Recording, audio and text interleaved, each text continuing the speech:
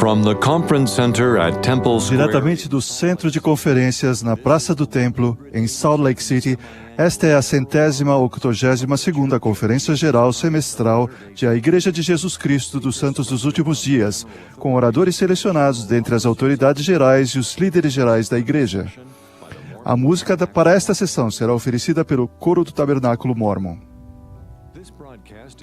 Esta transmissão é um serviço público oferecido pela Bonneville Distribution. É proibida qualquer reprodução, gravação, transcrição ou outro uso deste programa sem autorização por escrito.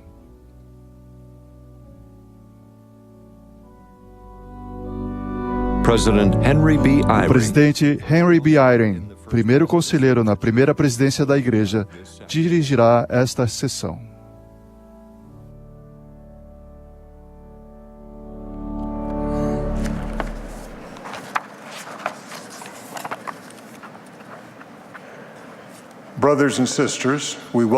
Irmãos e irmãs, sejam bem-vindos esta tarde à quinta e última sessão da 182ª Conferência Geral Semestral de A Igreja de Jesus Cristo dos Santos dos Últimos Dias. O presidente Thomas S. Monson, que preside a conferência, pediu-me que dirigisse esta sessão. Estendemos nossa calorosa saudação aos membros da Igreja e amigos em todos os lugares que participam desta conferência por rádio, televisão, internet ou transmissão via satélite. A música desta sessão será oferecida pelo Coro do Tabernáculo sob a regência de Mac Wilberg e Ryan Murphy, tendo Bonnie Goodliff e Linda Margetts ao órgão. O coro abrirá a reunião cantando O Mundo Desperta. Após o hino, a oração inicial será oferecida pelo Elder Otaviano Tenório, que foi desobrigado ontem como membro do primeiro quórum dos 70. O coro então cantará Com fervor fizeste a prece. Após o hino, teremos o prazer de ouvir o Elder Robert T. Hales e o Elder Richard Scott, que gravou seu próprio discurso em português. Eles serão seguidos pelo irmão Russell T. Osgood, presidente-geral da Escola Dominical.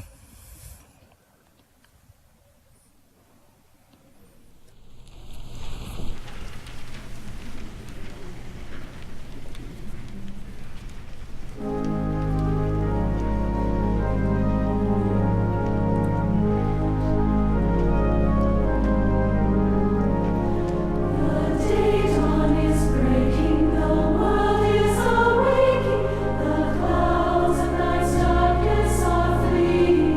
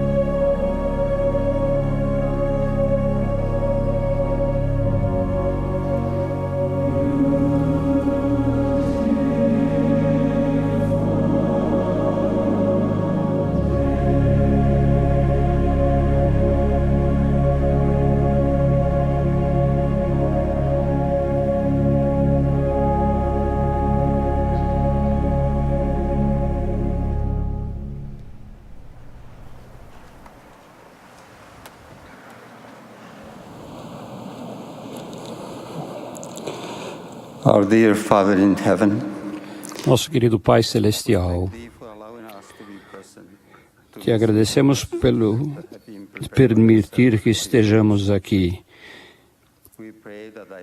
Oramos que tuas bênçãos estejam sobre todos aqueles que estão participando nesta sessão e que possamos estar desejosos de aumentar nossos testemunhos e continuar à frente a serviço de teu Filho Jesus Cristo e perseverar até o fim. Queremos honrá-los e apresentar em nome de Jesus Cristo com mãos limpas e mentes puras.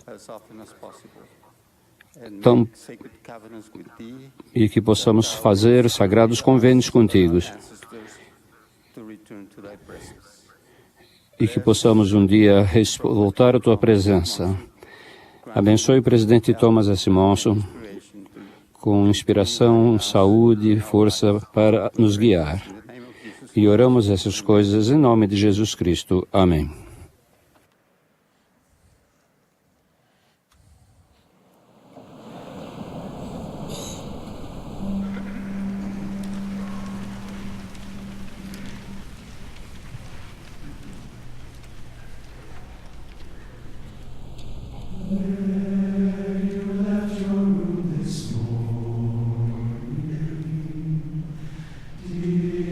Did you think to pray?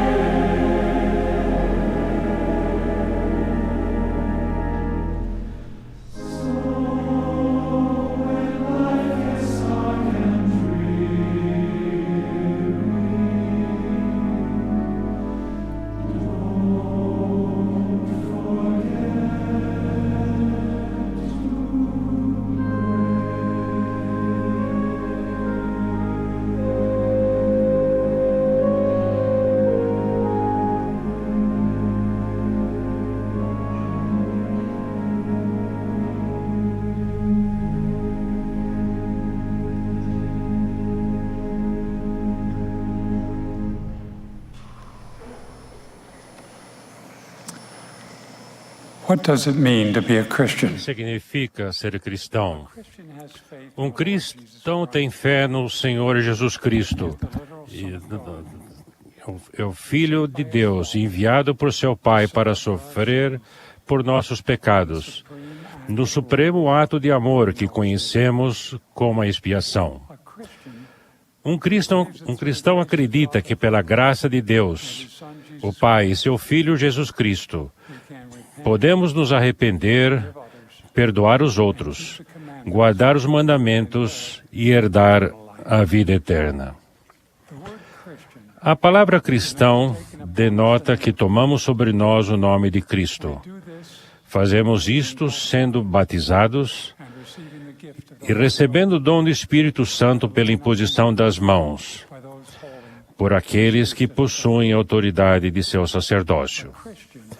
Um cristão sabe que ao longo das eras, os profetas de Deus sempre prestaram testemunho de Jesus Cristo. Esse mesmo Jesus, acompanhado do Pai Celestial, apareceu ao profeta Joseph Smith no ano de 1820 e restaurou o Evangelho e a organização de sua igreja original. Por meio das Escrituras e do testemunho de Joseph Smith, sabemos que Deus, nosso Pai Celestial, deu um corpo glorificado e aperfeiçoado de carne e ossos. Jesus Cristo é seu Filho unigênito na carne. O Espírito Santo é um ser de espírito, cujo trabalho é prestar testemunho do Pai e do Filho. A Trindade são três seres separados e distintos, unidos em propósito. Com essas doutrinas como alicerce de nossa fé, pode haver alguma dúvida ou discordância de que sejamos cristãos? Mas, para todo cristão, uma simples pergunta permanece: que tipo de cristão somos nós? Em outras palavras, como estamos nos saindo em nosso empenho de seguir Cristo? Analisem comigo o que aconteceu com dois discípulos cristãos. E Jesus, andando junto ao mar da Galileia, viu a dois irmãos, Simão, chamado Pedro, e André, seu irmão, os quais lançavam as redes ao mar porque eram pescadores. E disse-lhes: vinde após mim, e eu vos farei pescadores de homens. Então eles, deixando logo as redes, seguiram-no. Como cristãos hoje, temos a oportunidade de agir logo, imediatamente, de modo decisivo, assim como Pedro e André fizeram. E deixando logo as redes, os seguiram. Nós também somos conclamados a deixar nossas redes, a rejeitar hábitos, costumes e tradições do mundo. Também somos conclamados a abandonar nossos pecados. E chamando a si a multidão, disse-lhe Jesus: se alguém quiser vir após mim, negue-se a si mesmo e tome a sua cruz e siga-me. O fato de negar-nos a toda conduta ímpia é o início do arrependimento, que resulta numa vigorosa mudança de coração, até que não tenhamos mais disposição para praticar o mal. Essa mudança, chamada de conversão, somente é possível por intermédio do Salvador. Jesus prometeu: e se os homens vierem a mim, mostrar-lhes-ei sua fraqueza. E minha graça basta a todos os que se humilham perante mim. Porque caso se humilhem perante mim e tenham fé em mim, então farei com que as coisas fracas se tornem fortes para eles. Quando nos tornamos uma nova pessoa em Cristo, nossa própria natureza muda e não mais queremos voltar a nossos velhos hábitos. Mesmo assim, os cristãos fiéis sempre terão a bênção de passar por dificuldades e decepções. Quando esses desafios refinadores chegam, podemos ser tentados a voltar a nossos velhos hábitos. Depois da crucificação do Salvador, ele apareceu às mulheres e lhes disse que os irmãos o encontrariam na Galileia. Quando Pedro, o apóstolo sênior, retornou à Galileia, ele também voltou a fazer o que sabia fazer. Eu vou pescar, explicou ele. E levou vários discípulos consigo. De fato, Pedro e os outros pescaram a noite inteira, sem apanhar nenhum peixe. Na manhã seguinte, Jesus apareceu na praia e gritou para eles sobre as águas: joguem suas redes do lado direito. João imediatamente reconheceu a voz do Salvador, e Pedro, na mesma hora, se jogou ao mar e nadou até a praia. Os discípulos que permaneceram no barco seguiram suas instruções e rapidamente descobriram que, milagrosamente, suas redes se encheram até se romperem. Para os cristãos que retornaram aos seus antigos caminhos menos fiéis, considerem o exemplo fiel de Pedro. Não demorem. Venham ouvir e reconhecer a voz do Mestre que chama. Depois, retornem imediatamente a ele e recebam suas abundantes bênçãos novamente. Quando os discípulos voltaram à praia, descobriram um banquete de peixe e pão. Vinde, comei, convidou o Salvador. Enquanto os alimentava, ele perguntou a Pedro 3 vezes: Simão, filho de Jonas, amas-me? Quando Pedro expressou seu amor, o Salvador implorou a ele: apacenta os meus cordeiros, apacenta minhas ovelhas. Esta é a conclamação de Cristo a todo cristão hoje. Apacenta meus cordeiros, apacenta minhas ovelhas. Compartilhe o Evangelho tanto com jovens e idosos, elevando, abençoando, consolando, encorajando e edificando-os, especialmente aqueles que pensam e acreditam de modo diferente do nosso. Apacentamos seus cordeiros em nosso lar, pelo modo como vivemos o Evangelho, guardando os mandamentos, orando, estudando as Escrituras, imitando seu amor. Apacentamos suas ovelhas na igreja, quando servimos nos coros do sacerdócio e nas organizações auxiliares. E apacentamos suas ovelhas no mundo, sendo vizinhos cristãos, praticando a pura religião de visitar e servir as viúvas, os órfãos, os pobres e todos os necessitados. Para muitos, a conclamação para que sejamos cristãos pode exigir muito, até nos sobrecarregar. Mas não precisamos ter receio nem nos sentir inadequados. O Salvador prometeu que fará com que sejamos à altura de sua obra. E disse-lhes: vinde após mim, e eu vos farei pescadores de homens. Quando o seguimos, ele nos abençoa com dons, talentos e força para que cumpramos sua vontade, permitindo que saiamos de nossa zona de conforto e façamos coisas que nunca fizemos antes. Isso pode significar compartilhar o Evangelho com vizinhos, resgatar os que estão espiritualmente perdidos, servir uma missão de tempo integral, trabalhar no templo, criar um filho com necessidades especiais, amar o filho pródigo, servir um cônjuge enfermo, suportar mal-entendidos ou sofrer aflição. Significa preparar-nos para responder seu chamado dizendo: aonde mandares irei, o que ordenares direi, o que quiseres que eu faça farei, tal como mandares serei.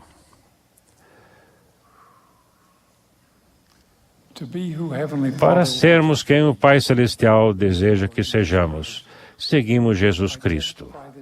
testifico que Ele está continuamente nos chamando para que o sigamos. Se você está começando a aprender a respeito do comprometimento cristão dos santos dos últimos dias, ou se não tem participado plenamente na igreja e deseja segui-lo novamente, não tema.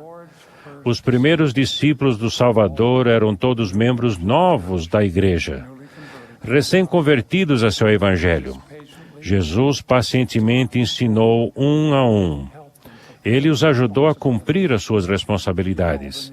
Ele os chamou de seus amigos e deu a vida por eles. E Ele já fez o mesmo por vocês e por mim.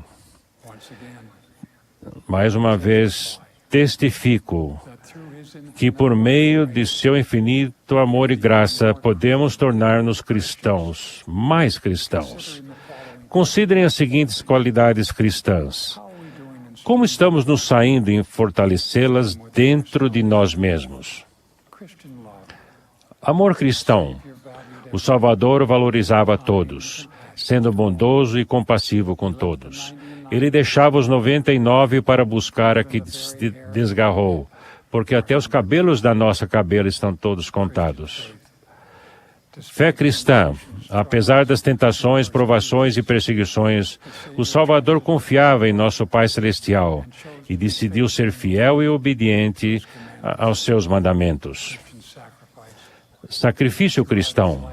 Ao longo de toda a sua vida, o Salvador dedicou seu tempo, energia e, por fim, por meio da expiação, deu a própria vida para que todos os filhos de Deus pudessem ser ressuscitados e ter a oportunidade de herdar a vida eterna. Zelo cristão. Como bom samaritano, o Salvador estava continuamente estendendo a mão para resgatar, amar e nutrir as pessoas ao seu redor, independentemente da cultura, credo ou situação delas. Serviço cristão. Seja tirando a água de um poço, preparando peixes para uma refeição, ou lavando pés empoeirados, o Salvador passou seus dias servindo as pessoas, erguendo o cansado e fortalecendo o forte, o fraco. Paciência cristã. Em seu próprio sofrimento e tristeza, o Salvador superou em seu Pai. Com paciência conosco, Ele espera que reconheçamos o que é certo e voltemos para casa. Paz cristã. Ao longo de seu ministério, Ele pediu compreensão e promoveu a paz, especialmente entre seus discípulos.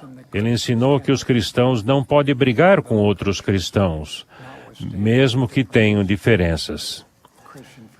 Perdão cristão. Ele nos ensinou a abençoar os que nos maldizem e mostrou-nos o caminho, orando para aqueles que o crucificavam fossem perdoados. Conversão cristã.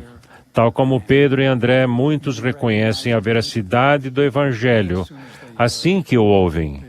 São instantaneamente convertidos. Para outros pode levar mais tempo.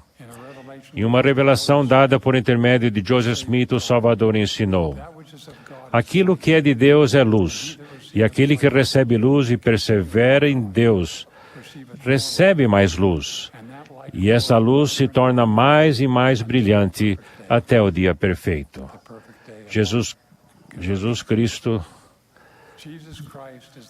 é a luz e o Redentor do mundo, o Espírito da verdade. Perseverança cristã até o fim.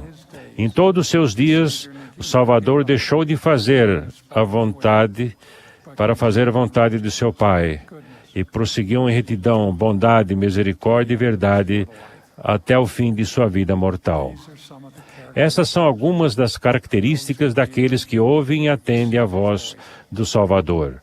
Como uma de suas testemunhas especiais na terra, presto o meu testemunho cristão de que Ele está clamando a vocês hoje: vem e segue-me. Venho trilhar a senda que conduz à felicidade, alegria e vida eterna no reino de nosso Pai Celestial. Em nome de Jesus Cristo, nosso Salvador e Redentor. Amém.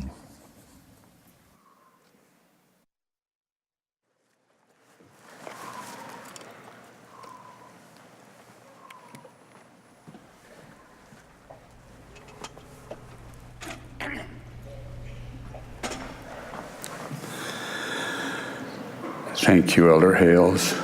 We love you. O Senhor revelou ao profeta Joseph Smith a sublime doutrina referente à sagrada ordenança do batismo. Aquele los viu quando as outras igrejas cristãs ensinavam que a morte determinava de modo irrevogável, eterno, o destino da alma. Ensinavam que aqueles que tinham sido batizados eram recompensados com alegria sem fim, ao passo que os outros enfrentariam o tormento eterno, sem esperança de redenção. A revelação do Senhor de que, por meio da devida autoridade do sacerdócio, o batismo podia ser realizado vicariamente pelos mortos, preservava a justiça desta sua declaração. Aquele que não nascer de água e de espírito não pode entrar no reino de Deus. O batismo vicário pode misericordiosamente prover essa ordenança essencial para todos os falecidos dignos que não o receberam na mortalidade. Essa gloriosa doutrina é outro testemunho da natureza totalmente abrangente da expiação de Jesus Cristo. Ele colocou a salvação ao alcance de toda alma arrependida. Sua expiação conquistou a morte. E ele permitiu que os falecidos dignos recebessem vicariamente todas as ordenanças de salvação. Em uma epístola escrita há mais de 150 anos, Joseph Smith declarou: os santos têm o privilégio de realizar o batismo em favor de seus antepassados falecidos, que receberam o Evangelho no Espírito, por meio daqueles que foram comissionados a pegar a eles. Os santos que negligenciaram fazer isso em favor de seus parentes falecidos colocam em risco a sua própria salvação. O profeta Elias comissionou as chaves do trabalho vicário a Joseph Smith no templo de Kirtland para cumprir a promessa do Senhor de que ele plantaria no coração dos filhos as promessas feitas aos pais, e o coração dos filhos voltar-se-ia para seus pais, por meio de outras revelações dadas a Joseph Smith e aos profetas subsequentes, compreendeu-se e foram tomadas providências para a realização do trabalho do templo e da história da família que o sustém.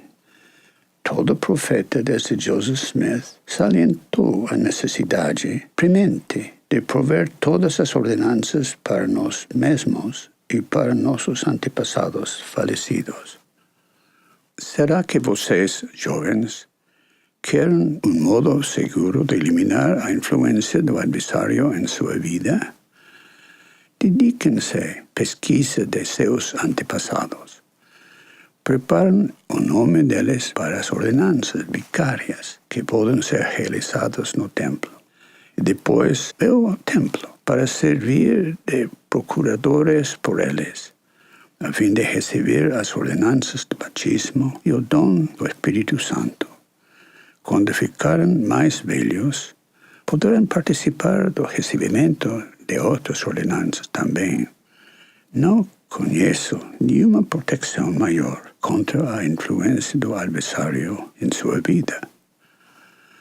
Na missão Russo-Rostov, os jovens foram convidados a indexar 2.000 nomes e depois a qualificar pelo menos um nome de sua própria família para as ordenanças do templo.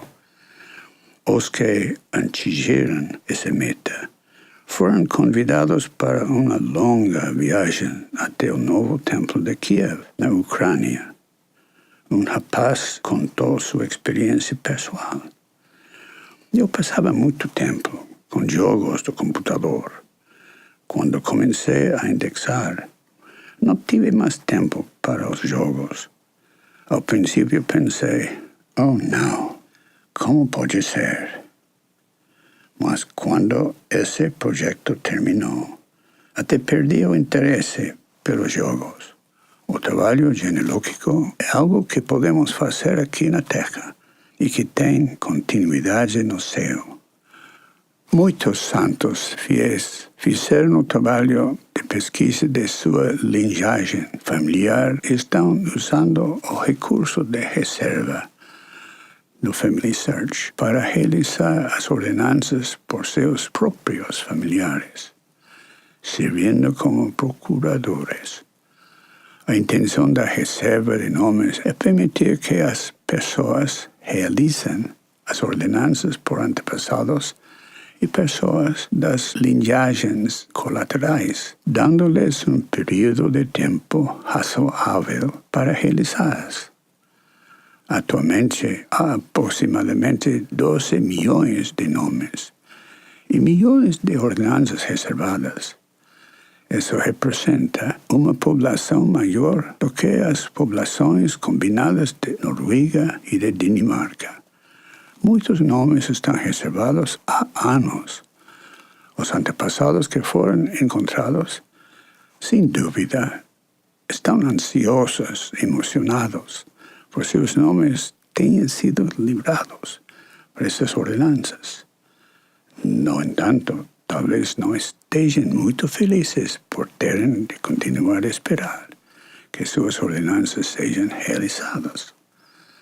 Incentivamos vocês que têm uma grande reserva de nomes que os compartilhem para que seus parentes ou membros da ADA e Destaca possam ajudá-los a terminar esse trabalho.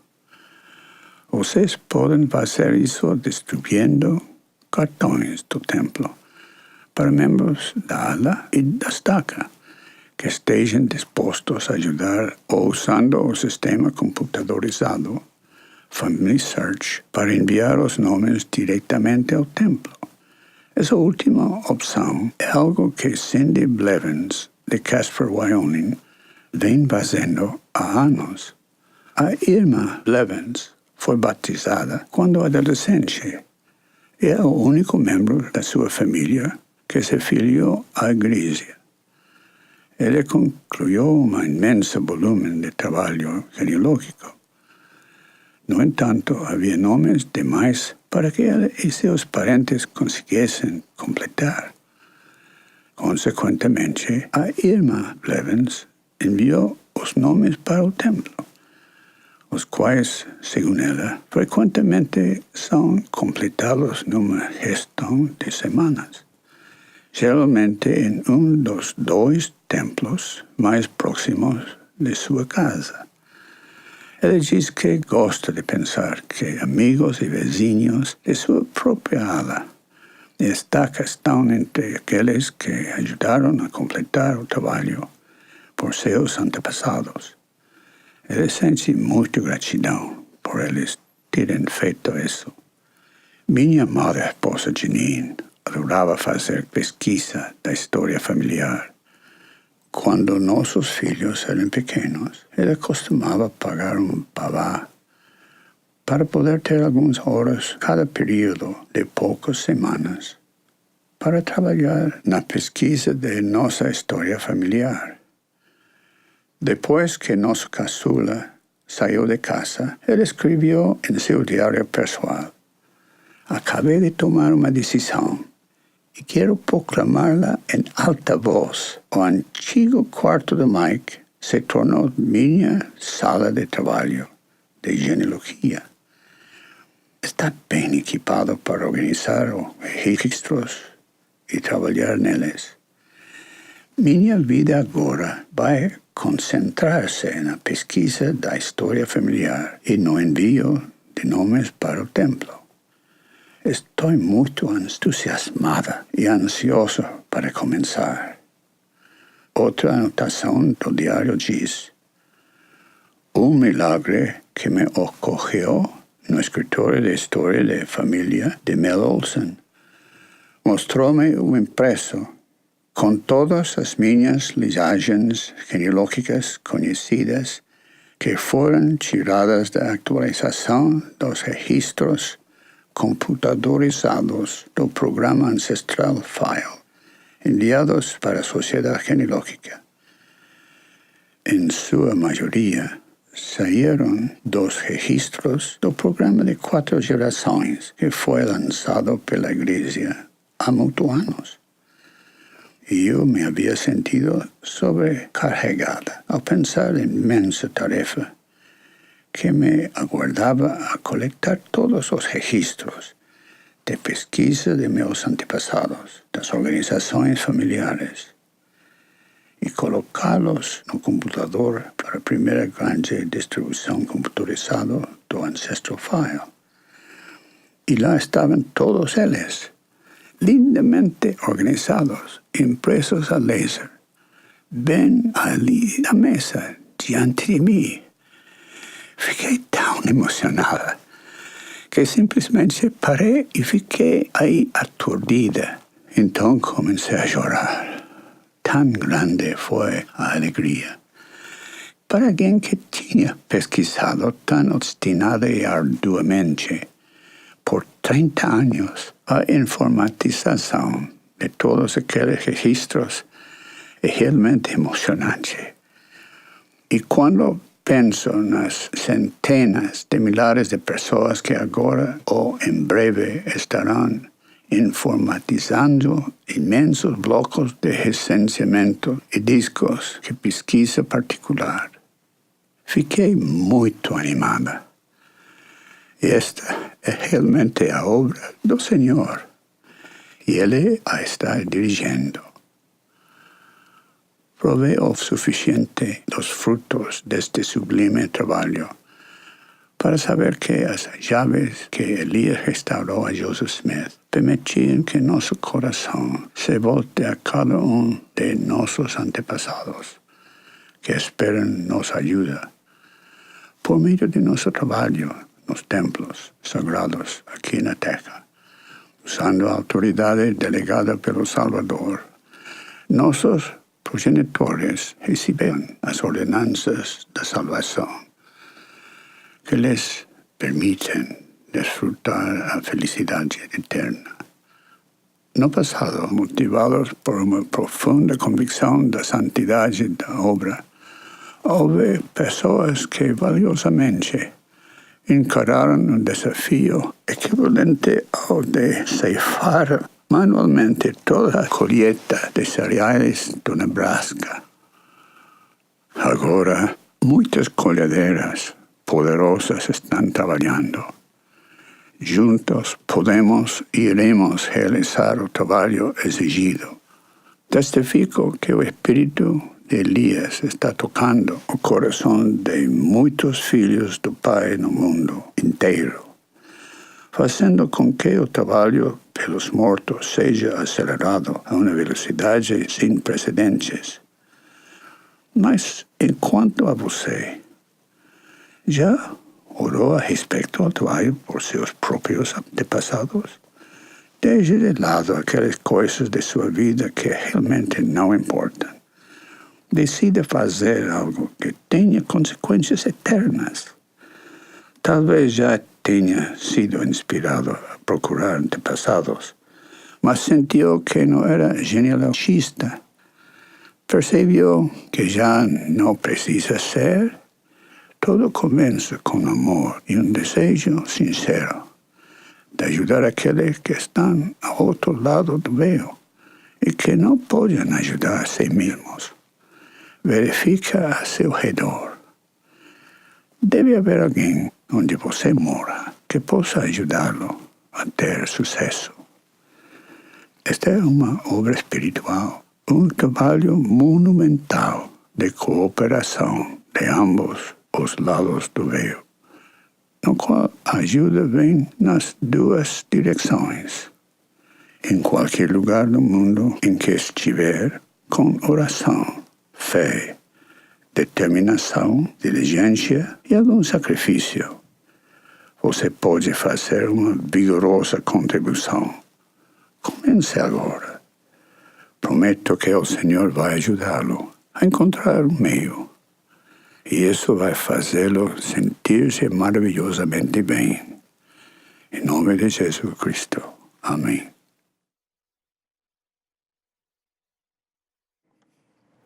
Have you prayed about your own ancestors' work? Set aside those things in your life that don't really matter. Decide to do something that will have eternal consequences. Perhaps you have been prompted to look for ancestors, but you feel that you're not a genealogist. Can you see that you don't have to be anymore? It all begins with love and a sincere desire to help those beyond the veil who can't help themselves. Check around.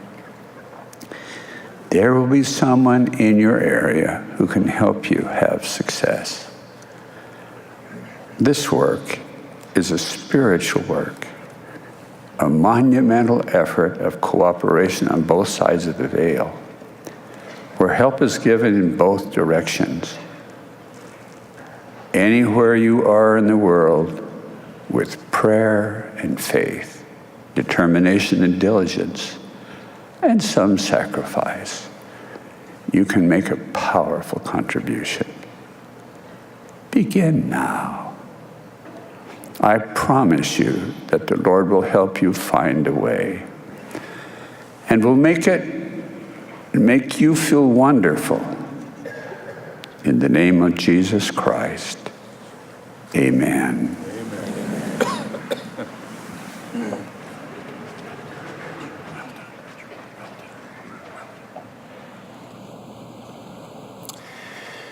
This past summer, a brief article I had written appeared in the Ensign. No verão passado, um breve artigo que escrevi apareceu na revista Ensign.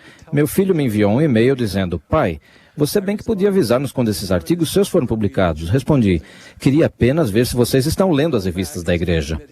Ele escreveu de volta explicando que sua filha de 10 anos havia passado no teste. Ela pegou a revista Ensign na caixa do correio, entrou em casa e a leu. Depois foi até o nosso quarto e nos mostrou seu artigo. Minha neta leu a revista Ensign porque queria aprender.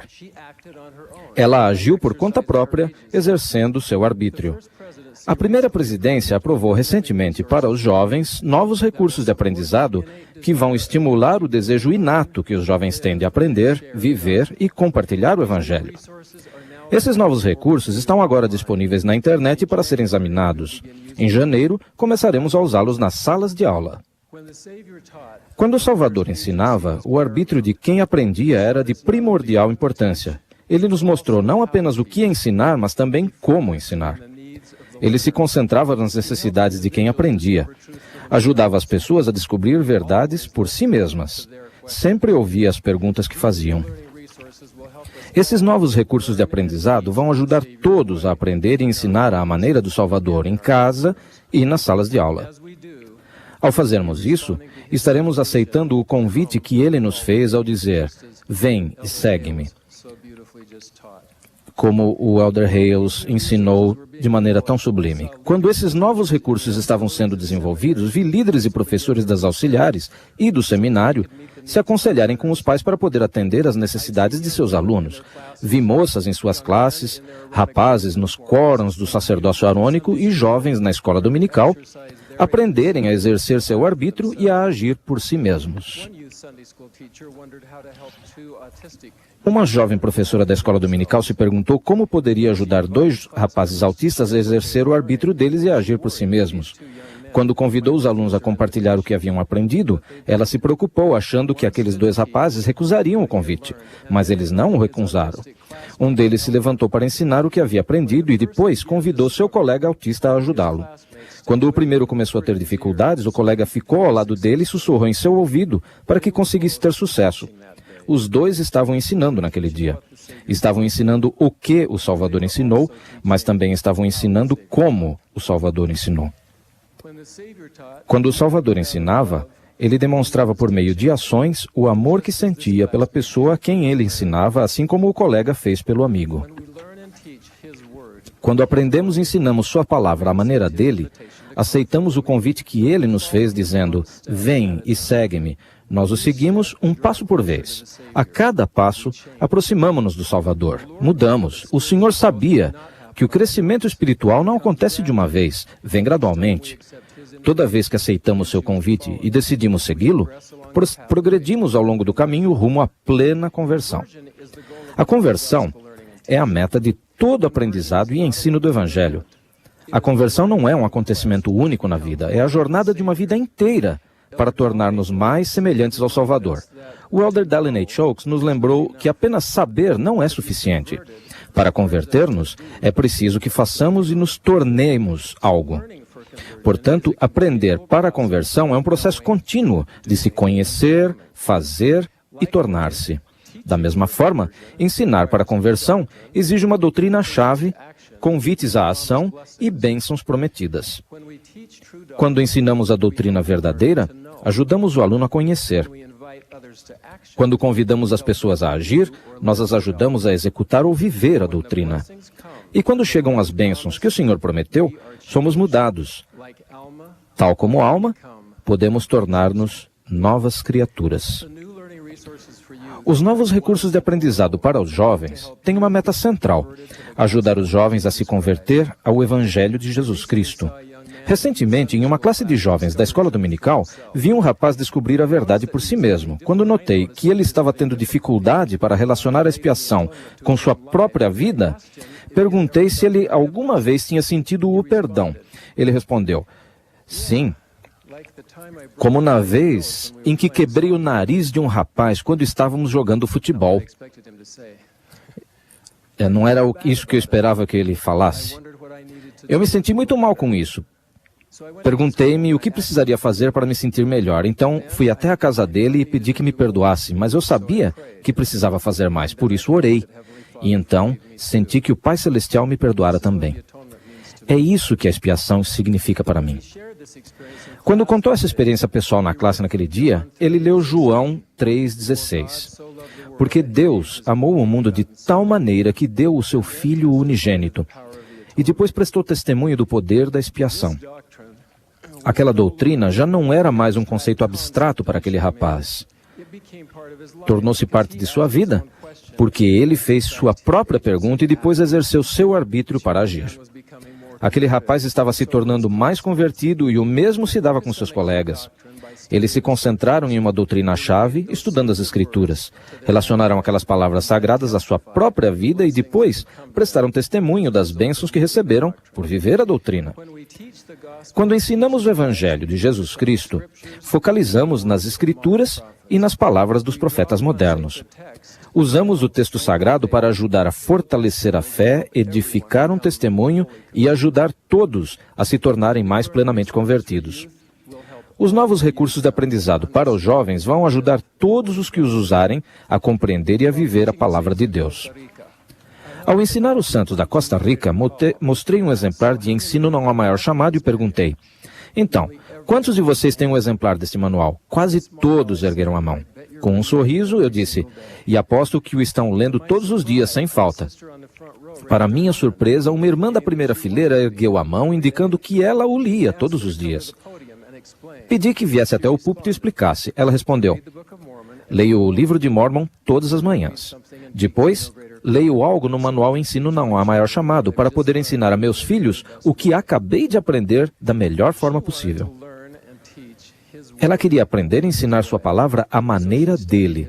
Por isso, estudava sua palavra nas Escrituras e depois estudava como ensinar sua palavra para que os filhos pudessem ser plenamente convertidos. Seu padrão de aprendizado e ensino do Evangelho não aconteceu de uma vez. Ela tomou a decisão de fazer algo. E quanto mais ela fazia o que sabia que devia fazer, mais o Senhor a fortalecia para que andasse em seu caminho. Às vezes, o caminho para a conversão pode ser longo e árduo. Meu cunhado ficou menos ativo na igreja por 50 anos. Foi somente quando estava com seus 60 anos que começou a aceitar o convite do Salvador para voltar. Muitos o ajudaram ao longo do caminho. Um mestre familiar lhe enviava um cartão postal a cada mês por 22 anos. Mas ele precisou decidir que queria voltar. Teve que exercer seu arbítrio. Teve que dar aquele primeiro passo, e depois outro, e mais outro. Agora, ele e a mulher foram selados, e ele está servindo em um bispado. Recentemente, mostramos a ele os vídeos que foram desenvolvidos para ajudar os líderes e professores a implementar os novos recursos de aprendizado. Depois de ver os vídeos, meu cunhado se recostou na cadeira e disse, de uma maneira emotiva, talvez, se eu tivesse tido isso quando era jovem, não teria me afastado. Há várias semanas, conheci um rapaz que enfrentava dificuldades. Perguntei se ele era membro da igreja. Ele disse que era agnóstico, mas que numa época anterior de sua vida tinha conhecido a igreja. Quando lhe falei do meu chamado na escola dominical e que falaria na conferência geral, ele disse, "Ei, se você vai falar, vou assistir à sessão." Espero que ele esteja assistindo hoje. Sei que se estiver, ele aprendeu algo. Eu sei que se ele estiver aprendendo, aprendeu algo. Este centro de conferências é um lugar especial de aprendizado e ensino para a conversão. Quando vivemos os princípios ensinados por aqueles a quem apoiamos como profetas, videntes e reveladores, aprendemos à maneira do Salvador. Damos um passo para mais perto dele. À medida que esta conferência chega ao seu final, convido todos os que me ouvem a dar esse passo. Como os antigos nefitas, podemos voltar para nossas casas e meditar sobre as coisas que foram ditas e pedir ao Pai, em seu nome, que as possamos entender. Queremos que todos os jovens compreendam. Queremos que aprendam, ensinem e vivam o Evangelho de Jesus Cristo todos os dias. É isso que o Senhor deseja para todos os seus filhos. Quer vocês sejam uma criança, um jovem ou um adulto, convido vocês a vir e seguir seus passos. A cada passo que damos, testifico que o Senhor vai nos fortalecer.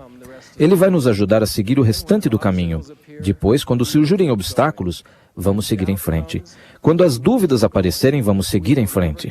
Nunca vamos retroceder. Nunca vamos nos afastar. Testifico que Deus, o Pai, e seu Filho Jesus Cristo vivem. Testifico que o Salvador continua a nos convidar, assim como o fez no passado, para irmos a Ele. Todos podemos aceitar seu convite. Todos podemos aprender, ensinar e viver sua palavra à sua maneira, dando um passo para mais perto do Salvador. Ao fazermos isso, vamos nos tornar verdadeiramente convertidos. Em nome de Jesus Cristo. Amém.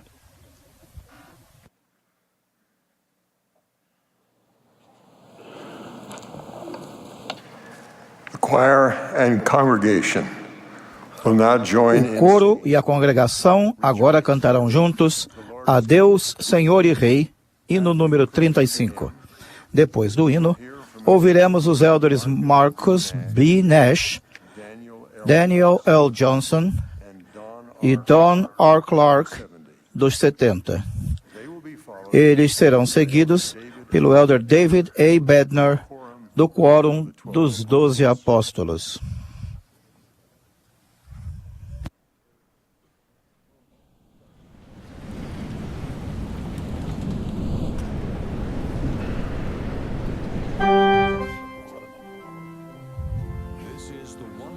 Esta é a 182ª Conferência Geral Semestral de A Igreja de Jesus Cristo dos Santos dos Últimos Dias.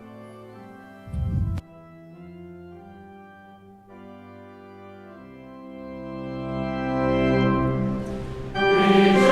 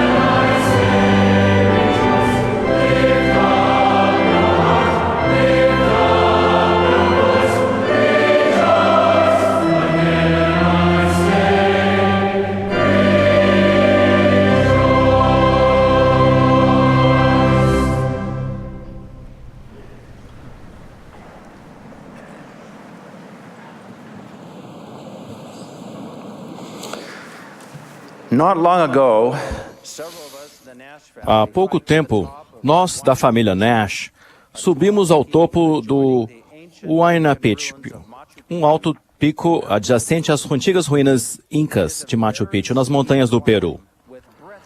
É uma escalada muito íngreme, com vistas de tirar o fôlego e abismos profundos. Infelizmente, algumas pessoas perderam a vida ao cair daquela trilha estreita e íngreme. Para evitar essas tragédias, foram instalados fortes cabos presos à rocha sólida ao longo da encosta do Monte Huayna Picchu. Agarrávamos-nos a esses cabos ao subir e eles permitiram que chegássemos em segurança ao topo. A vista era majestosa. Tal como a trilha de Huayna Picchu, nossa jornada mortal é uma subida íngreme e difícil que exige a ajuda de nosso Pai Celestial para que a consigamos completar com sucesso. Por esse motivo, Ele estabeleceu os princípios e as ordenanças do Evangelho para levar-nos ao Salvador e a seu poder de salvação. O primeiro desses princípios, fé no Senhor Jesus Cristo, assemelha-se aos cabos de Huayna Picchu. Se estiver firme e seguramente presa à rocha de nosso Redentor, a fé nos ajudará a subir em segurança pelo caminho do Evangelho, a vencer todo o desafio da mortalidade e a retornar à majestosa presença de nosso Pai Celestial. Todas as coisas são cumpridas pela fé. A fé é um princípio de ação e de poder. Não é ter um perfeito conhecimento das coisas. Portanto, se tendes fé, tendes esperança nas coisas que se não veem e que são verdadeiras. É uma certeza obtida por meio de nosso aprendizado que nos motiva a ação de seguir o exemplo do Salvador e guardar fervorosamente seus mandamentos, mesmo nos momentos de sacrifício e provação.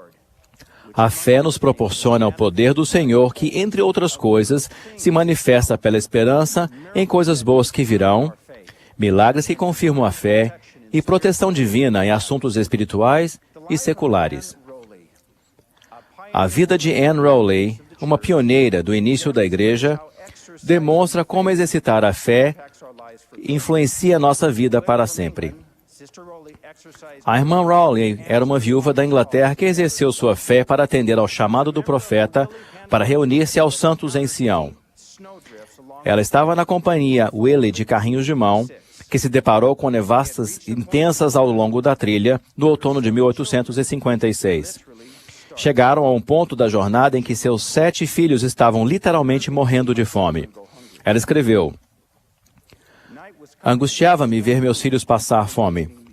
A noite chegava e não havia comida para a refeição da noite. Pedi ajuda a Deus, como sempre fiz.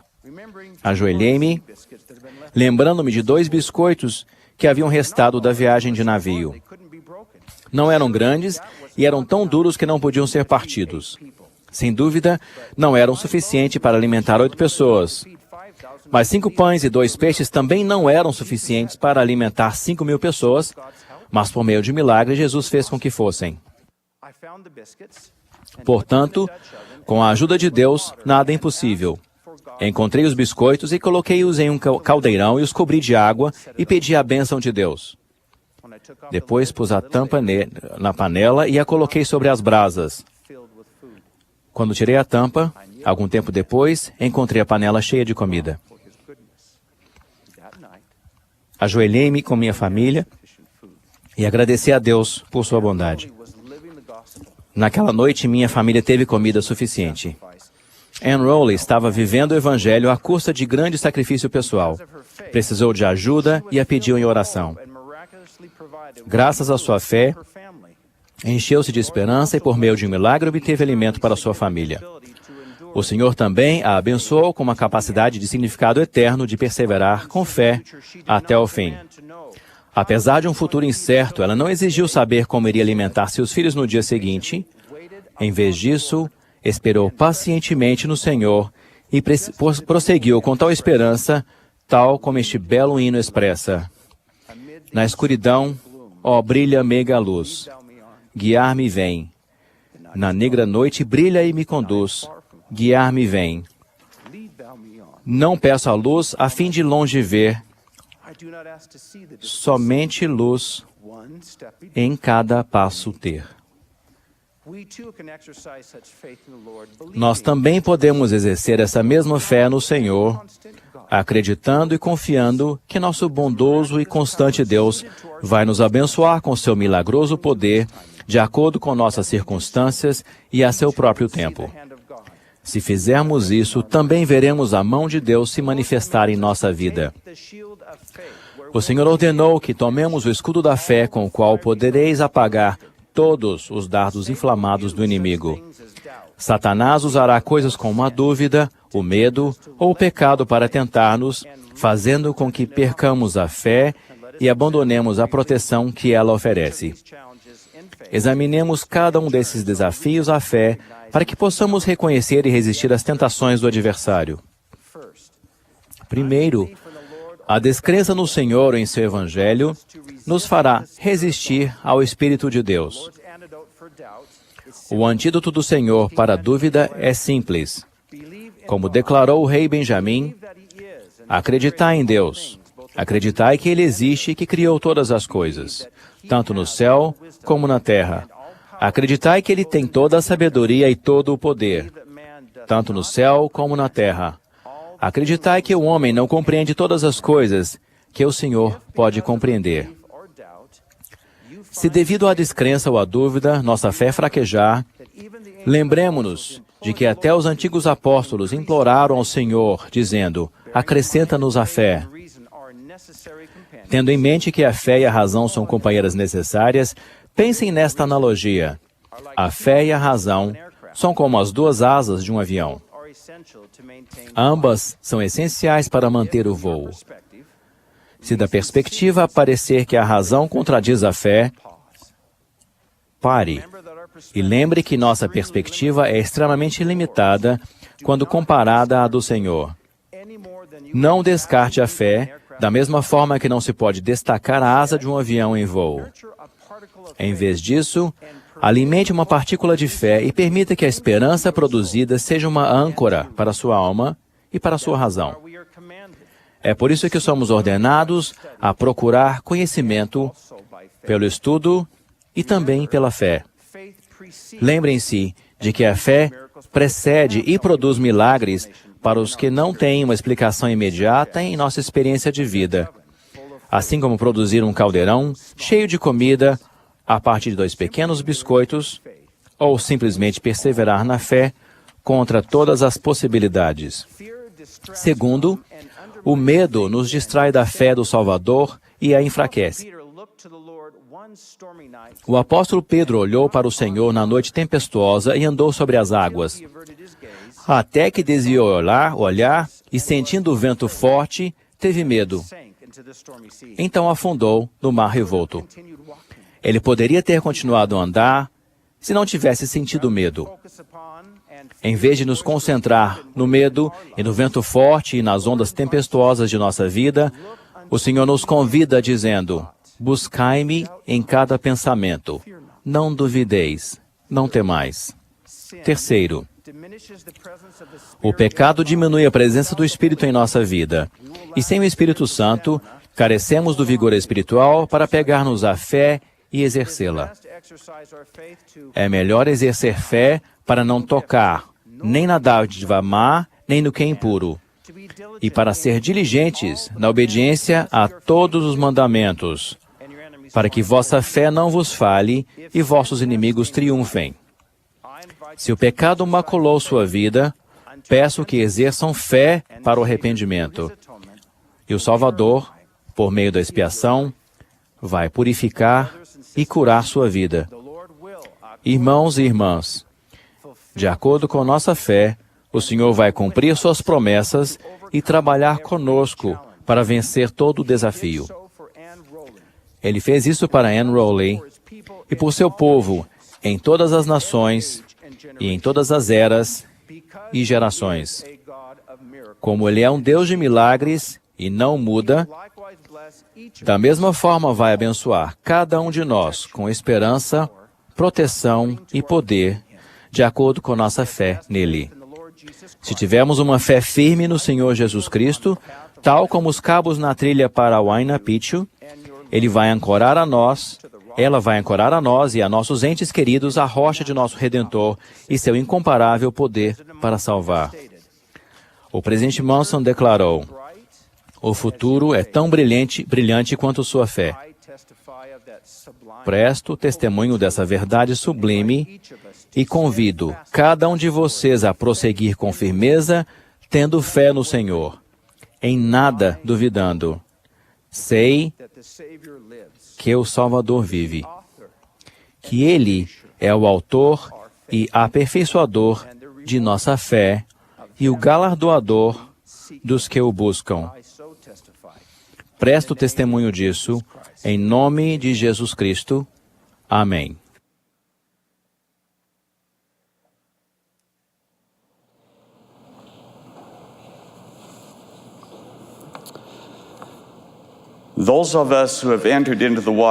Aqueles de nós que entram nas águas do batismo e receberam o dom do Espírito Santo, fizeram o convênio de que estariam dispostos a tomar sobre si o nome de Jesus Cristo, ou, em outras palavras, declaramos que somos discípulos do Senhor.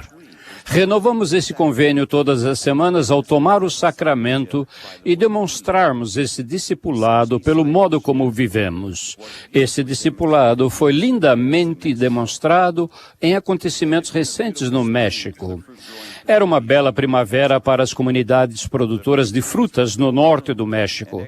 As árvores frutíferas estavam em plena floração, havendo alta expectativa de uma colheita abundante. Já haviam sido feitos planos para o pagamento dos empréstimos, a substituição dos equipamentos necessários, a reposição dos pomares mais velhos e o pagamento de obrigações pessoais, como a mensalidade das escolas.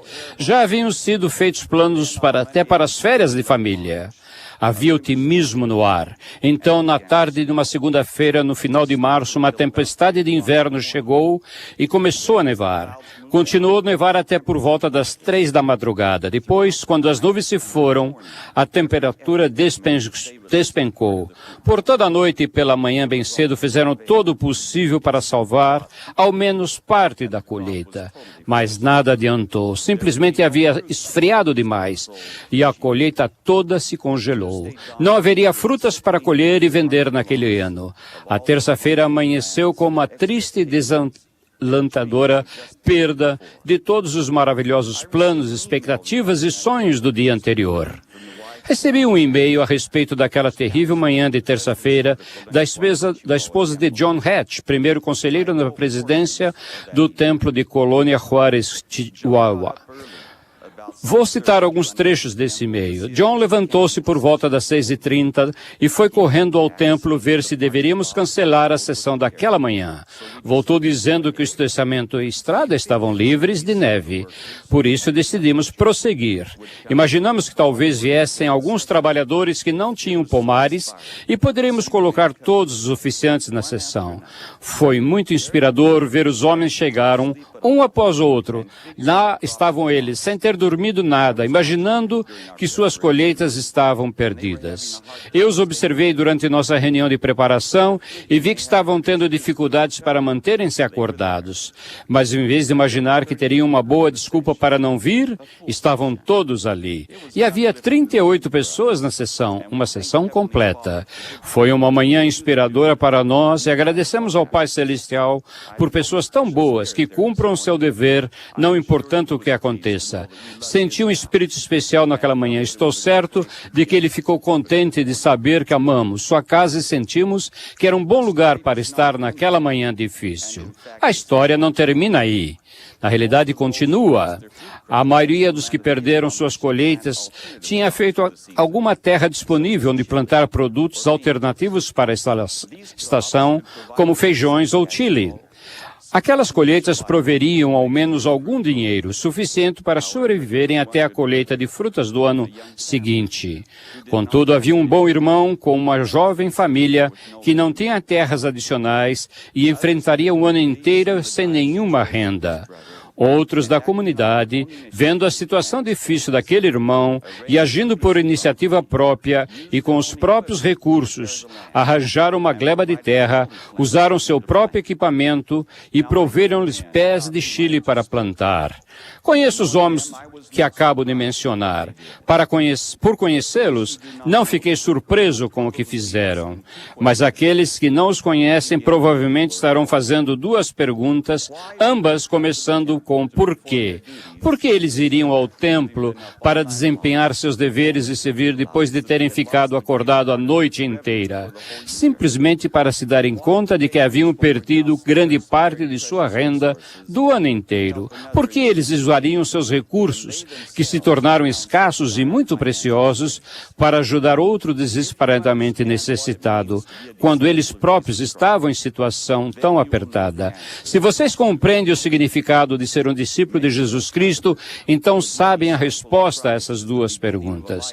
O convênio que fazemos de ser um discípulo de Cristo é o início de um processo para a vida inteira, e o caminho nem sempre é fácil. Ao nos arrependermos de nossos pecados e nos esforçarmos para fazer o que Ele deseja que façamos e servirmos nosso próximo como Ele o serviria, inevitavelmente nos tornamos mais semelhantes a Ele. Nossa meta e objetivos sublimes são tornar-nos semelhante a Ele e unos com Ele. E essa é essencialmente a própria definição do verdadeiro discipulado. Como o Salvador perguntou a seus discípulos ao visitar o continente americano, portanto, que tipo de homens devereis ser? E ele mesmo respondeu, em verdade vos digo que devereis ser como eu sou. Não é fácil nos tornarmos semelhantes ao Salvador, especialmente no mundo em que vivemos. Enfrentamos obstáculos e adversidades praticamente todos os dias de nossa vida. Há um motivo para isso, e esse é um dos propósitos básicos da mortalidade, como lemos em Abraão 3:25. E assim os provaremos para ver se farão todas as coisas que o Senhor, seu Deus, lhes ordenar. Esses testes ou provações variam em natureza e intensidade, mas ninguém sairá desta existência mortal sem passar por eles. Na maioria dos casos, visualizamos provações como a perda de uma colheita ou de um emprego, a morte de um ente querido, enfermidades e incapacidade física, mental ou emocional, pobreza ou perda de amigos. Contudo, até objetivos aparentemente válidos trazem seus próprios perigos, como o orgulho inútil, quando aspiramos mais às honras dos homens do que à aprovação do céu. Isso pode incluir a popularidade no mundo, o reconhecimento público, o desempenho físico, o talento artístico ou esportivo, a prosperidade e as riquezas. No tocante a essas últimas provações, alguns de nós podem ter os sentimentos semelhantes ao expressos por Tíviev, na peça Um Violinista no Telhado. Se as riquezas são uma maldição, que Deus me fira com elas para que eu nunca mais me recupere. Mas esses últimos tipos de provação podem ser até mais assustadores, perigosos e mais difíceis de superar do que os anteriores. Nosso discipulado se desenvolverá e será provado não pelo tipo de provação que enfrentamos, mas pelo modo como a suportamos. Como foi ensinado pelo presidente Eyring, a grande prova da vida é ver se escutaremos os mandamentos de Deus e obedeceremos a eles em meio às tempestades da vida. Não é enfrentar as tempestades, mas escolher o certo durante as tempestades. A tragédia da vida não é passar nessa prova e, portanto, não se qualificar para voltar em glória ao lar celestial. Sou avô orgulhoso de 23 netos. Eles nunca param de me surpreender com sua compreensão das verdades eternas, mesmo quando bem pequenos. Ao preparar-me para este discurso, pedi a cada um deles que me enviasse uma breve definição do que significava ser um discípulo ou seguidor de Jesus Cristo. Recebi esta resposta do Benjamin. Ele tem 8 anos e essa foi a sua resposta. Ser um discípulo de Jesus Cristo significa ser um exemplo. Significa ser um missionário e preparar-se para ser um missionário. Significa servir às pessoas. Significa ler as Escrituras e orar.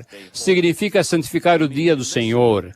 Significa dar ouvidos aos sussurros do Espírito Santo. Significa ir à igreja e ir ao templo. Concordo com o Benjamin. O discipulado tem tudo a ver com fazer e tornar-se.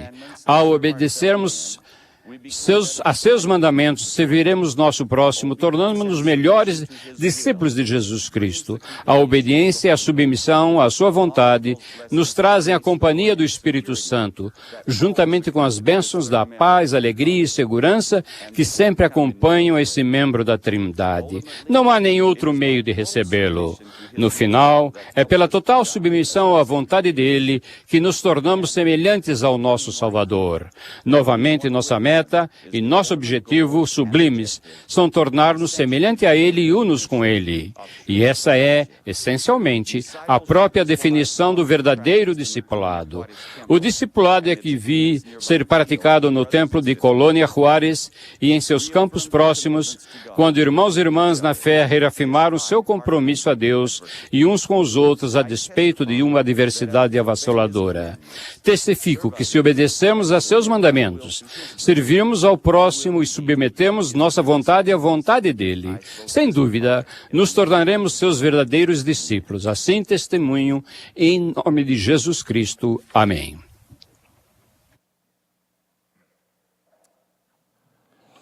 I grew up in Rexburg, Idaho, where I was influenced and taught by a wonderful Cresci em Rexburg, Idaho, onde fui influenciado e ensinado por uma família maravilhosa e por amigos, professores e líderes excelentes.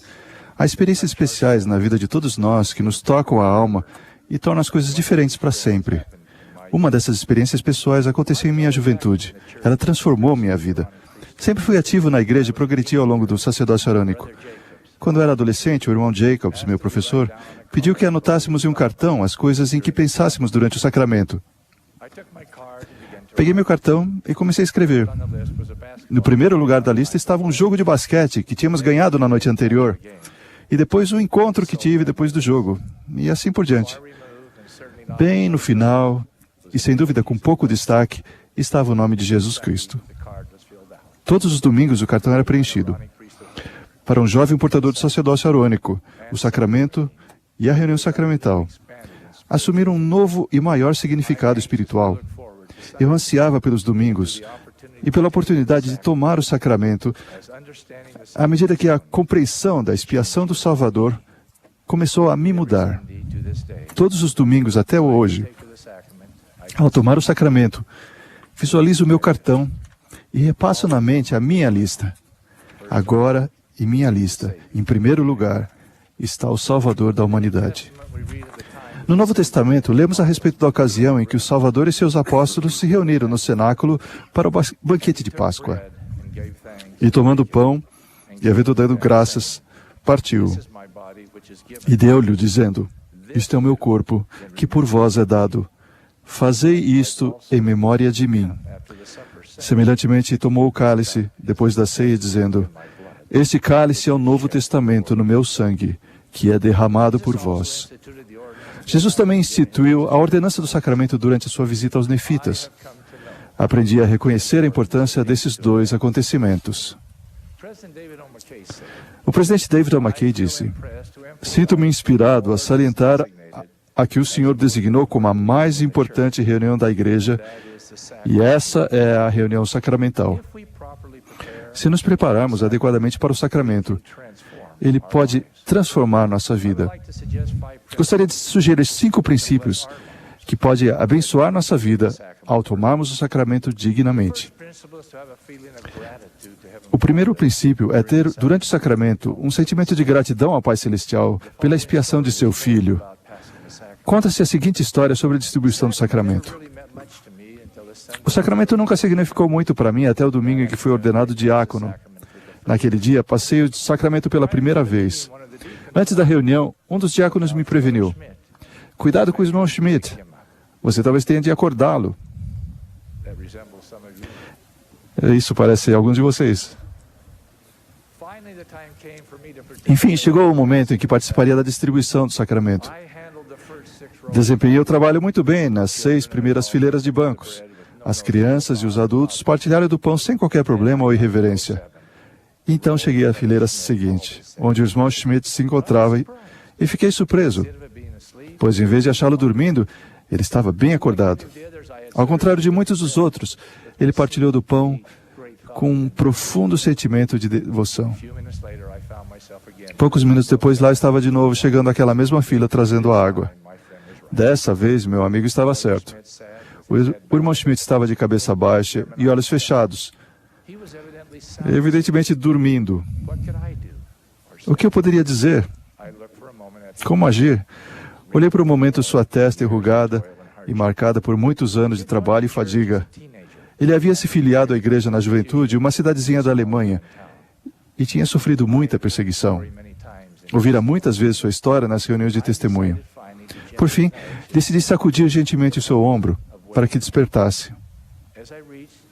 Ao aproximar-me para tocá-lo, ele levantou a cabeça devagar. Lágrimas banhavam-lhe a face e vi em seus olhos júbilo e amor. Ele estendeu o braço e bebeu da água.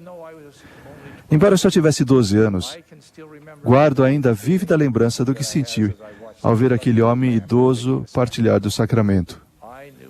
Tive plena convicção de que ele experimentava pelo sacramento uma emoção que eu jamais sentira. Tomei naquele instante a firme decisão de ter em meu íntimo um sentimento igual àquele do irmão Schmidt. O irmão Schmidt havia se comunicado com o céu, e o céu havia se comunicado com ele. O segundo princípio é lembrar que estamos renovando nossos convênios batismais ao tomar o sacramento. Algumas das promessas que fazemos que estão registradas nas Escrituras incluem: entrai no rebanho de Deus para ser chamado seu povo, para carregar os fardos uns dos outros, para chorar com os que choram e servir de testemunhas de Deus. Vinde com o coração quebrantado e o espírito contrito, dispostos a tomar sobre si o nome de Jesus Cristo, tendo o firme propósito de servi-lo até ao fim, e guardar seus mandamentos e sempre nos lembrar dele. As orações sacramentais são um lembrete desses convênios. Quando tomamos o sacramento, renovamos o nosso compromisso de viver à altura desses convênios. Creio que seria adequado memorizar as orações sacramentais na mente e no coração. Isso nos vai ajudar a concentrar-nos na renovação de nossos convênios batismais. Quer tenhamos 8 ou 80 anos ao ser batizados, espero que jamais nos esqueçamos desse dia e dos convênios que fizemos. Terceiro, durante o sacramento podemos sentir que fomos perdoados de nossos pecados. Se passarmos um tempo antes da reunião sacramental nos arrependendo de nossos pecados, podemos sair dela sentindo-nos limpos e puros. O presidente Packer disse: o sacramento renova o processo de perdão. Todos os domingos, quando o sacramento é servido, essa é uma cerimônia de renovação do processo de perdão. Todos os domingos, purificamo-nos para que no devido tempo, quando morrermos, nosso espírito esteja limpo. Ao tomar o sacramento dignamente, podemos sentir-nos como o povo do rei Benjamim, que se encheu de alegria, havendo recebido a remissão de seus pecados e tendo paz de consciência. O quarto princípio é que podemos receber durante a reunião sacramental a inspiração para resolver nossos problemas. Quando fui presidente de missão na Bolívia, minha mulher Mary Ann e eu tivemos a bênção de assistir a um seminário de presidentes de missão com o presidente Eyring. Naquela reunião, ele ensinou que há 3 importantes meios de nos prepararmos para nos beneficiar em uma reunião. Devemos chegar com nossos problemas, humildes como crianças, prontas a aprender e com o desejo de ajudar os filhos de Deus. Se formos à reunião sacramental com humildade, podemos ser abençoados com a inspiração para resolver nossos problemas diários. Precisamos chegar preparados, estar dispostos a escutar e não nos distrair. Lemos nas Escrituras: mas eis que eu te digo que deves estudá-lo bem em tua mente. Depois me deves perguntar se está certo. E se estiver certo, farei arder dentro de ti o teu peito. Portanto, sentirás que está certo. Podemos saber o que devemos fazer para solucionar nossos problemas. O quinto princípio é que, se tomarmos o sacramento dignamente, poderemos ficar plenos do Espírito Santo. Ao instituir o sacramento durante sua visita aos nefitas, Jesus declarou: aquele que come este pão, come do meu corpo para a sua alma, e aquele que bebe deste vinho, bebe do meu sangue para a sua alma, e sua alma nunca terá fome nem sede, mas ficará satisfeita. Foi-lhes prometido que se tivessem fome e sede de retidão, ficariam plenos do Espírito Santo. A oração sacramental também promete que, se vivermos à altura de nossos convênios, teremos seu Espírito sempre conosco. O Elder Melvin J. Ballard disse: sou testemunha de que há um Espírito presente na administração do sacramento que aquece a alma dos pés à cabeça. Sentimos as feridas do Espírito serem curadas e os fardos serem aliviados. Consolo e felicidade advém a alma que é digna e realmente desejosa de partilhar desse alimento espiritual. Seremos abençoados se sentirmos gratidão pela expiação de Jesus Cristo, renovarmos nossos convênios batismais, sentimos o perdão e recebemos a inspiração do Espírito Santo ao tomarmos o sacramento a cada semana.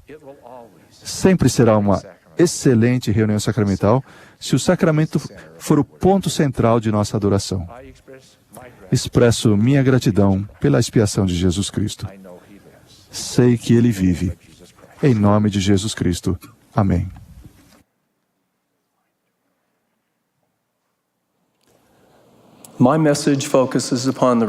Meu discurso concentra-se na relação entre a aquisição de um testemunho de que Jesus é o Cristo e a conversão a Ele e a seu Evangelho. Geralmente abordamos separada e independentemente o tópico do testemunho e o da conversão. Contudo, adquirimos uma perspectiva valiosa e maior convicção espiritual quando analisamos juntos esses dois importantes assuntos. Rogo que o Espírito Santo instrua e edifique cada um de nós. Podemos aprender muito sobre o testemunho e a conversão com o ministério do apóstolo Pedro. Quando chegou aos termos da Cesareia de Filipe, Jesus fez esta pungente pergunta a seus discípulos: e vós, quem dizeis que eu sou? Pedro respondeu com determinação: tu és o Cristo, o Filho do Deus vivo. E Jesus respondendo disse-lhe: bem-aventurado és tu, Simão Barjonas, porque tu não revelou a carne e o sangue, mas meu Pai que está nos céus. Conforme evidenciado na resposta de Pedro e nas instruções do Salvador, um testemunho é um conhecimento pessoal de uma verdade espiritual obtido por revelação. O testemunho é um dom de Deus e está ao alcance de todos os seus filhos. Todo aquele que busca sinceramente a verdade pode obter um testemunho, exercendo a necessária partícula de fé em Jesus Cristo, pondo à prova a virtude da palavra de Deus, cedendo ao influxo do Santo Espírito e despertando para Deus. O testemunho traz maior responsabilidade pessoal, sendo uma fonte de determinação, certeza e alegria. A busca e a obtenção do testemunho de uma verdade espiritual exige que perguntemos, busquemos e batamos, com sinceridade de coração, real intenção e fé no Salvador. Os componentes fundamentais de um testemunho são o conhecimento de que o Pai Celestial vive e nos ama, que Jesus Cristo é nosso Salvador e que a plenitude do Evangelho foi restaurada na terra nestes últimos dias. Quando ensinou seus discípulos na última ceia, o Salvador disse a Pedro: Simão, Simão, eis que Satanás vos quis cirandar como trigo. Mas eu roguei por ti para que a tua fé não desfaleça, e tu, quando te converteres, confirma teus irmãos. É interessante lembrar que aquele vigoroso apóstolo tinha conversado e andado com o Mestre, havia testemunhado muitos milagres e tinha um forte testemunho da divindade do Salvador. Mas até Pedro precisava de instruções adicionais de Jesus sobre o poder de conversão e santificação do Espírito Santo e sobre sua obrigação de servir fielmente. A essência do Evangelho de Jesus Cristo produz uma mudança fundamental e permanente em nossa própria natureza, graças à expiação do Salvador. A verdadeira conversão ocasiona uma mudança nas crenças, no coração e na vida de uma pessoa para que aceite a vontade de Deus e se sujeite a ela, o que inclui o compromisso consciente de tornar-se um discípulo de Cristo. A conversão é uma ampliação, um aprofundamento e uma expansão do alicerce subjacente do testemunho. É o resultado da revelação de Deus acompanhada do arrependimento, da obediência e da diligência individuais. Todo aquele que busca sinceramente a verdade pode converter-se ao sentir uma vigorosa mudança no coração e nascer espiritualmente de Deus. À medida que honramos as ordenanças e os convênios de salvação e exaltação, prosseguindo com firmeza em Cristo e perseverando com fé até o fim, tornamo-nos novas criaturas em Cristo. Irmãos e irmãs, a conversão é uma oferta de nós mesmos, de amor que fazemos em gratidão pela dádiva do testemunho. O livro de Mórmon está repleto de relatos inspiradores de conversão. Amaleque, um descendente de Jacó, declarou: "E agora, meus queridos irmãos, quisera que viesseis a Cristo, que é o Santo de Israel, e participasseis de sua salvação e do poder de sua redenção. Sim, vinde a Ele e ofertai-lhe toda a vossa alma, como dádiva." É importante e necessário saber pelo poder do Espírito Santo que Jesus é o Cristo. Mas é preciso muito mais do que um mero conhecimento para nos achegarmos sinceramente a Ele e lhe entregarmos toda a nossa alma como oferta. A conversão exige todo o nosso coração, todo o nosso poder e toda a nossa mente e força. O povo do rei Benjamim reagiu a seus ensinamentos exclamando: "Sim, acreditamos em todas as palavras que nos disseste e também sabemos que são certas e verdadeiras, por causa do Espírito do Senhor Onipotente, que efetuou em nós, ou melhor, em nosso coração, uma vigorosa mudança de modo que não temos mais disposição para praticar o mal, mas sim de fazer o bem continuamente. A aceitação das palavras proferidas, a aquisição de um testemunho de sua veracidade e o exercício da fé em Cristo produziram uma vigorosa mudança de coração e a firme determinação de melhorar. Os lamanitas convertidos do livro de Elamã foram descritos como um grupo de pessoas que segue o caminho de seus deveres, andando circunspectamente perante Deus e esforça-se para guardar seus mandamentos e seus estatutos e suas ordenanças, esforçando-se com infatigável diligência para que o conhecimento da verdade seja levado ao restante dos seus irmãos. Como destacado nesses exemplos, as características principais associadas à conversão são uma vigorosa mudança no coração, a disposição de fazer o bem continuamente e o empenho de seguir o caminho de seus deveres, andar prudentemente perante Deus, guardar os mandamentos e servir com infatigável diligência. Fica bem claro que aquelas almas fiéis tinham se tornado profundamente devotadas ao Senhor e a seus ensinamentos. Com muita frequência, a conversão é um processo contínuo e não um acontecimento único resultante de uma experiência dramática. Linha sobre linha e preceito sobre preceito, gradual e quase imperceptivelmente, nossas motivações, nossos pensamentos, nossas palavras e nossas ações se tornam condizentes com a vontade de Deus. A conversão ao Senhor exige tanto persistência quanto paciência. Samuel Lamanita identificou 5 elementos básicos da conversão ao Senhor. 1. Acreditar nos ensinamentos e nas profecias dos santos profetas, conforme registrados nas Escrituras. 2. Exercer fé no Senhor Jesus Cristo. 3. Arrepender-nos. 4.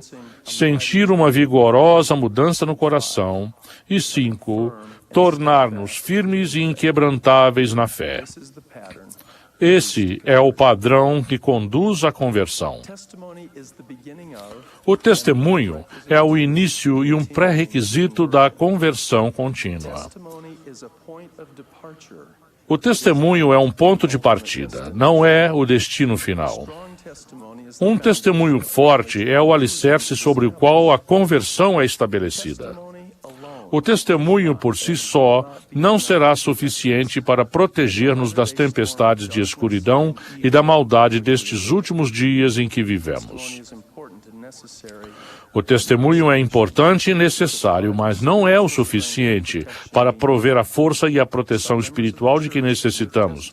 Alguns membros da igreja que tinham um testemunho fraquejaram e caíram. Seu conhecimento e comprometimento espiritual não estavam à altura dos desafios que enfrentaram.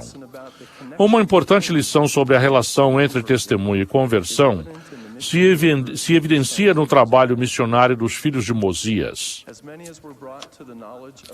E tão certo quanto o Senhor vive, assim também tantos quanto acreditaram, ou seja, quantos foram levados a conhecer a verdade pelas pregações de Amon e seus irmãos, segundo o espírito de revelação e da profecia e o poder de Deus que fazia milagres por meio deles. Sim, assim como o Senhor vive, todos os lamanitas que acreditaram em suas pregações foram convertidos ao Senhor, nunca apostataram, pois tornaram-se um povo justo e depuseram as armas de sua rebelião para não mais lutarem contra Deus. Ora, estes são os que se converteram ao Senhor. Dois elementos importantes são descritos nesse versículo. Primeiro, o conhecimento da verdade, que pode ser interpretado como testemunho. E segundo, a conversão ao Senhor, que entendo como a conversão ao Salvador e a seu Evangelho. Assim, a vigorosa combinação do testemunho com a conversão ao Senhor produz firmeza e estabilidade e proporciona proteção espiritual. Eles nunca apostataram e depuseram as armas de sua rebelião para não mais lutarem contra Deus. Para depor as estimadas armas de rebelião, como o egoísmo, o orgulho e a desobediência, é preciso mais do que meramente acreditar e conhecer. A convicção, a humildade, o arrependimento e a submissão precedem o abandono de nossas armas de rebelião. Será que ainda possuímos armas de rebelião que nos impedem de converter-nos ao Senhor? Se for esse o caso, então precisamos arrepender-nos agora mesmo. Observem que os lamanitas não se converteram aos missionários que os ensinaram ou aos excelentes programas da igreja. Não foram convertidos à personalidade de seus líderes ou à preservação de um legado cultural ou às tradições de seus pais. Foram convertidos ao Senhor, a Ele como Salvador e à sua divindade e doutrina, e nunca apostataram. Um testemunho é o conhecimento espiritual da verdade obtido pelo poder do Espírito Santo. A conversão contínua é a constante devoção à verdade revelada que recebemos, com um coração solícito e por motivos justos. O conhecimento de que o Evangelho é verdadeiro é a essência de um testemunho. A constante fidelidade ao Evangelho é a essência da conversão. Devemos saber que o Evangelho é verdadeiro e ser leais ao Evangelho. Quero usar agora uma das muitas possíveis interpretações da parábola das 10 virgens, a fim de destacar a relação existente entre testemunho e conversão. 10 virgens, 5 prudentes e 5 tolas, levaram consigo suas lâmpadas e foram encontrar-se com o noivo. Pensem nas lâmpadas usadas pelas virgens como a lâmpada do testemunho. As virgens tolas levaram consigo sua lâmpada do testemunho, mas não levaram azeite. Pensem no azeite como sendo o azeite da conversão. Mas as prudentes levaram azeite da conversão em suas vasilhas com as suas lâmpadas de testemunho. E tardando o esposo, tosquerejaram todas e adormeceram. Mas à meia-noite ouviu-se um clamor, aí vem o esposo, saí-lhe ao encontro. Então todas aquelas virgens se levantaram e prepararam as suas lâmpadas de testemunho. E as loucas disseram às prudentes, dai-nos do vosso azeite, sim, o azeite da conversão, porque as nossas lâmpadas de testemunho se apagam. Mas as prudentes responderam dizendo, não seja o caso que nos falte a nós e a vós. Ide antes aos que o vendem e comprai-os para vós. Será que as 5 virgens prudentes foram egoístas e se recusaram compartilhar Ou será que estavam explicando corretamente que o azeite da conversão não podia ser emprestado? Será que a força espiritual resultante da obediência constante aos mandamentos pode ser concedida a outra pessoa? Será que o conhecimento obtido pelo estudo diligente das Escrituras e pela reflexão pode ser transmitido a alguém carente dele? Será que a paz que o Evangelho proporciona a um santo dos últimos dias fiel pode ser transferida a uma pessoa que enfrenta uma adversidade ou grande desafio? A clara resposta para cada uma dessas perguntas é não. Tal como as virgens prudentes devidamente salientaram, cada um de nós precisa comprar para si mesmo. Aquelas mulheres inspiradas não descreviam uma transação comercial, mas sim enfatizavam nossa responsabilidade individual de manter nossa lâmpada do testemunho ardendo e de obter um amplo suprimento do azeite da conversão. Este precioso azeite é adquirido uma gota por vez, linha sobre linha e preceito sobre preceito, com paciência e persistência. Não há atalhos. Não é possível fazer preparativos de último minuto. Portanto, sede fiéis, orando sempre, mantendo vossas lâmpadas preparadas e acesas, e tendo convosco óleo, para que estejais prontos na vinda do esposo. Prometo que, à medida que adquirirmos um conhecimento da verdade e formos convertidos ao Senhor, permaneceremos firmes e inquebrantáveis, e nunca apostataremos. Com avidez deporemos nossas armas de rebelião. Seremos abençoados com a radiante luz de nossa lâmpada do testemunho, tendo um amplo suprimento do azeite da conversão. E à medida que cada um de nós se tornar plenamente convertido, fortaleceremos nossa família e as pessoas de nosso convívio. Presto testemunho dessas verdades, no sagrado nome do Senhor Jesus Cristo. Amém.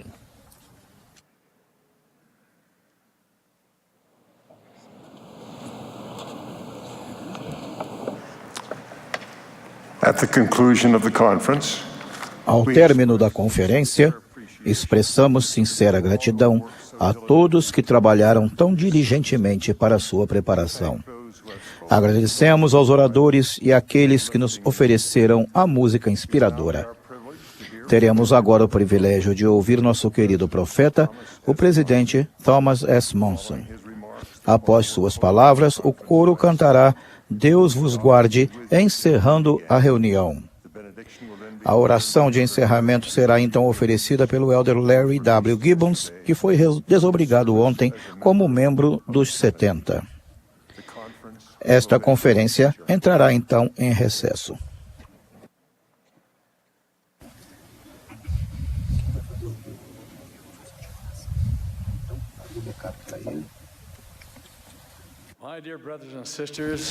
Meus queridos irmãos e irmãs, chegamos ao término de outra conferência geral inspiradora.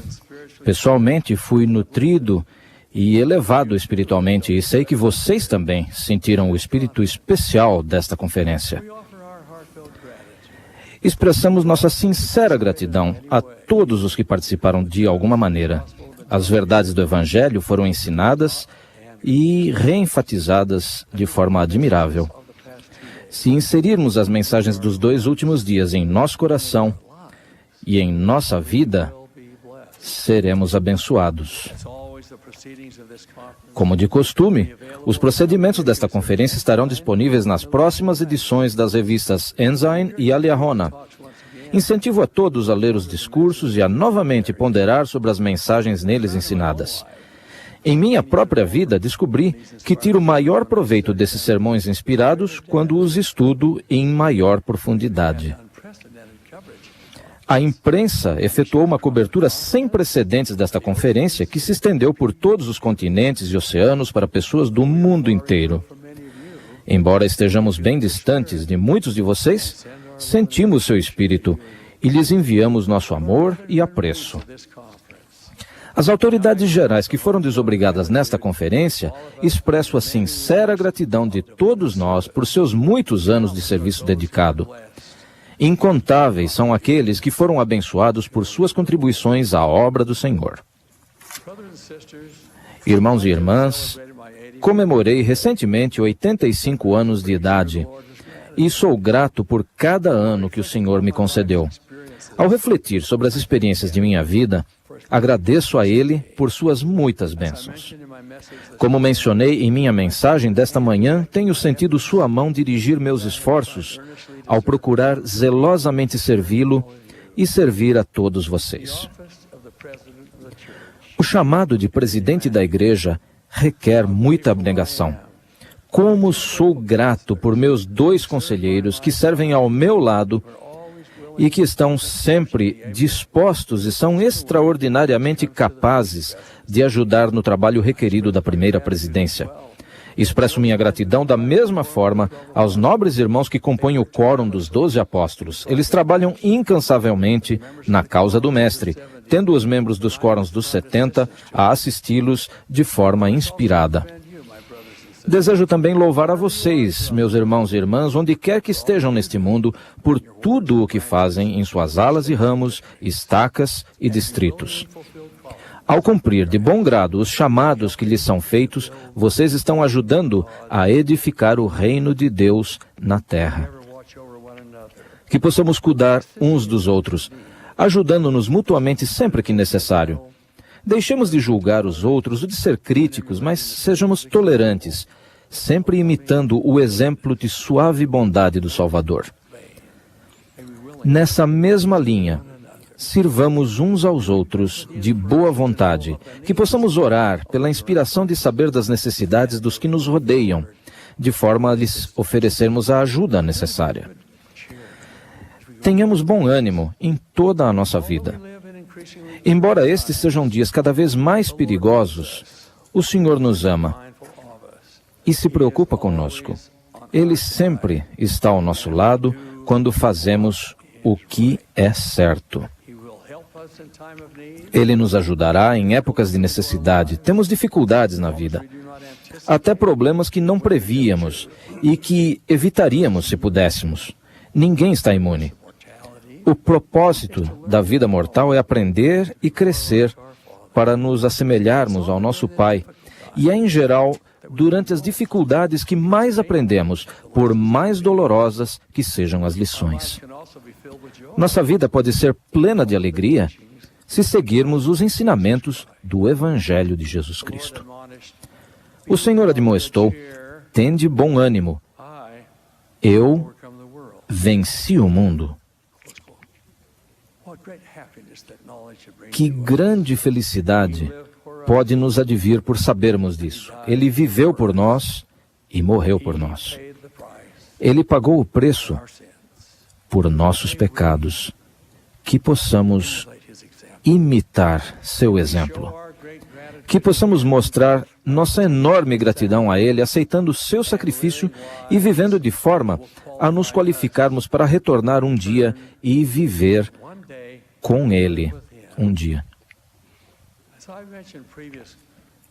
Como já mencionei em outras conferências, sou grato por suas orações em meu favor. Necessito delas e sinto o seu resultado. Nós, como autoridades gerais, também nos lembramos de vocês e oramos para que recebam as bênçãos mais especiais do Pai Celestial. Agora, meus queridos irmãos e irmãs, esta conferência entrará em recesso por 6 meses. Que Deus esteja com vocês até nos reencontrarmos da próxima vez. No sagrado nome do nosso Salvador e Redentor, sim, Jesus Cristo, nosso Senhor. Amém.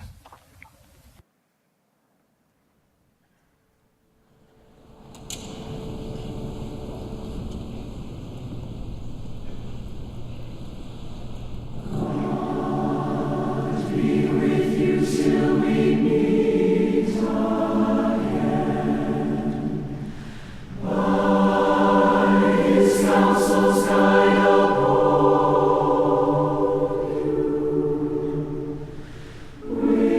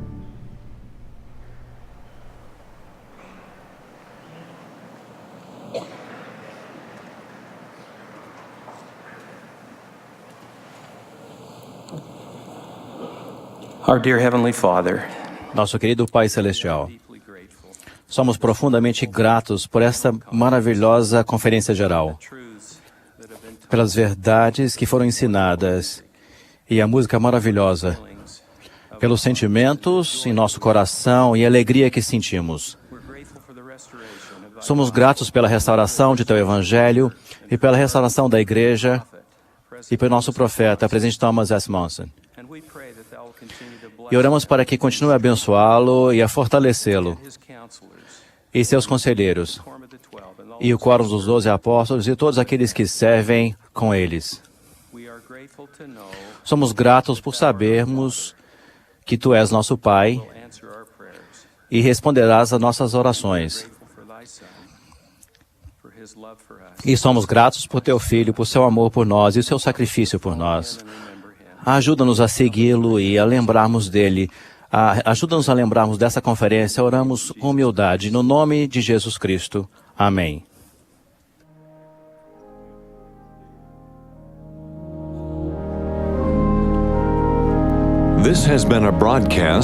Esta foi uma transmissão da 182ª Conferência Geral Semestral de A Igreja de Jesus Cristo dos Santos dos Últimos Dias. Os oradores foram selecionados dentre as autoridades gerais e líderes gerais da Igreja. A música foi apresentada pelo Coro do Tabernáculo Mormon. Esta transmissão foi um serviço público oferecido pela Bonneville Distribution. É proibida qualquer reprodução, gravação, transcrição ou outro uso desse programa sem autorização por escrito.